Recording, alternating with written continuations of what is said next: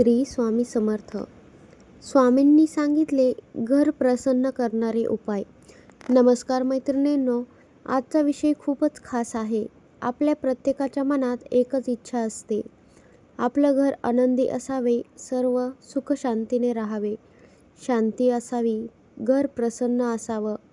पण कधीकधी घरामध्ये कारण नसताना सुद्धा तणाव, वादविवाद निर्माण होतो. वातावरण जड वाटतं, कामामध्ये अडथळे येतात, मनामध्ये चिडचिड वाढते. अशा वेळी काय करावं? आज आपण जाणून घेणार आहोत. स्वामी समर्थांनी सांगितले घर प्रसन्न ठेवण्यासाठी अत्यंत सोपे पण प्रभावी उपाय. स्वामी समर्थ यांनी नेहमी सांगितलं, भिवू नकोस, मी तुझ्या पाठीशी आहे. उपाय क्रमांक पहिला, सकाळचा पहिला शब्द देवाचा. स्वामी म्हणतात, घर प्रसन्न ठेवायचं असेल तर दिवसाची सुरुवात देवाच्या नावाने करा. डोळे उघडताच म्हणा, श्री स्वामी समर्थ. हा जप घरात सकारात्मक ऊर्जा निर्माण करतो.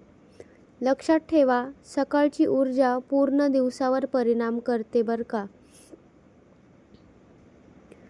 उपाय क्रमांक 2, दररोज एक दिवा. संध्याकाळी सूर्यास्तानंतर देवघरात एक तुपाचा किंवा तेलाचा दिवा नक्की लावा. दिवा म्हणजे प्रकाश, प्रकाश म्हणजेच आशा होय. आशा म्हणजे सकारात्मक विचार. दिवा लावताना मनात एकच भावना ठेवा, स्वामी, आमच्या घरात सदैव आनंद ठेवा, शांती ठेवा, सुख समृद्धी नांदू द्या. उपाय क्रमांक 3, मिठाच्या पाण्याने पुसणे. आठवड्यातून 2 वेळा तरी घरात मीठ टाकलेल्या पाण्याने पुसा. हे नकारात्मक ऊर्जा कमी करण्यास मदत करतं असं मानलं जातं. पुसताना मनामध्ये स्वामींचं नामस्मरण करा. उपाय क्रमांक 4, भांडणे टाळा. स्वामी समर्थ सांगतात, घरामध्ये आवाज जास्त वाढवू नका. जिथे राग आहे तिथे शांतता राहतच नाही. जिथे शांतता नाही तिथे लक्ष्मीसुद्धा राहत नाही. घर प्रसन्न ठेवायचं असेल तर एकाने तरी शांत राहायला शिका.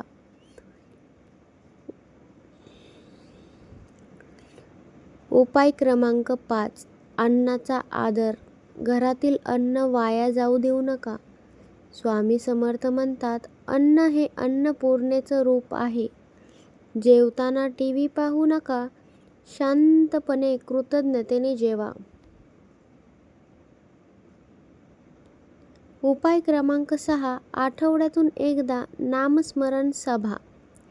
रविवारी किंवा गुरुवारी घरामध्ये 10 ते 15 मिनिटे सर्वांनी मिळून जप करा. श्री स्वामी समर्थ. लहान मुलांना देखील यामध्ये सहभागी करा. घरातील ऊर्जा बदलताना तुम्हाला जाणवेल. आपल्या घरातील नकारात्मक ऊर्जा ही बाहेर निघून जाईल. उपाय क्रमांक 7, घरात सुगंध ठेवा. अगरबत्ती, धूप किंवा नैसर्गिक फुलांचा सुगंध घरामध्ये असू द्या. सुगंध मन शांत करतो. मन शांत असेल तर घर प्रसन्न राहतं. उपाय क्रमांक 8, मोठ्यांचा आशीर्वाद. दररोज घरातील वडीलधाऱ्यांचे आशीर्वाद घ्या. जिथे मोठ्यांचा सन्मान असतो तिथे देव स्वतः वास्तव्य करतो.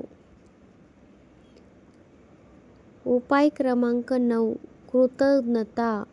रोज रात्री झोपण्यापूर्वी 3 गोष्टींसाठी देवाचे आभार नक्कीच माना.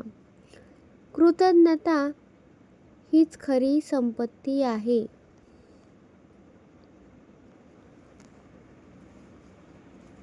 उपाय क्रमांक 10, स्वामींचा फोटो पूर्व दिशेला.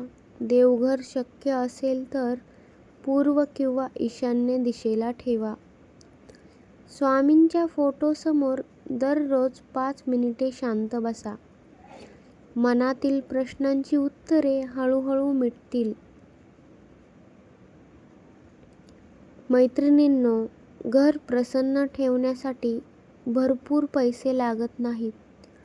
लागते ती आपली मनातली श्रद्धा आणि लागतो तो संयम.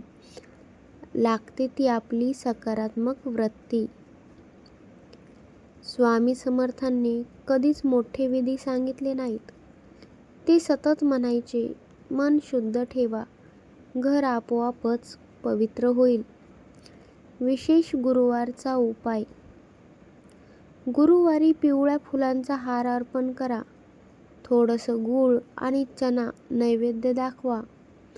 गरजूंना अन्नदान करा. हा उपाय घरातील अडथळे कमी करतो असं मानलं जातं. मुलांसाठी विशेष.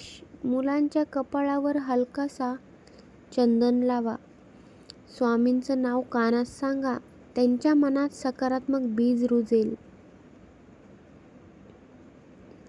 जर तुम्हाला घरामध्ये वारंवार भांडणं होत असतील, पैशांचा अडथळा येत असेल, मन शांत राहतच नसेल, तर हे उपाय तुम्ही 21 दिवस सातत्याने करून बघा. स्वामी समर्थांची कृपा तुम्हाला नक्कीच जाणवेल. याने तुम्हाला फरक दिसून येईल. घरामध्ये शांत वातावरण राहील आणि सुख समृद्धी नांदेल. चला तर मग सर्वांनी मनापासून म्हणा, श्री स्वामी समर्थ. जय जय रघुवीर समर्थ. व्हिडिओ आवडला असेल तर लाईक करा, शेअर करा आणि कमेंटमध्ये लिहा, श्री स्वामी समर्थ. जय जय रघुवीर समर्थ. स्वामी तुमच्या घरात सदैव आनंद, शांतता आणि समृद्धी ठेवो, हीच माझी ईश्वर चरणी प्रार्थना. धन्यवाद. श्री स्वामी समर्थ.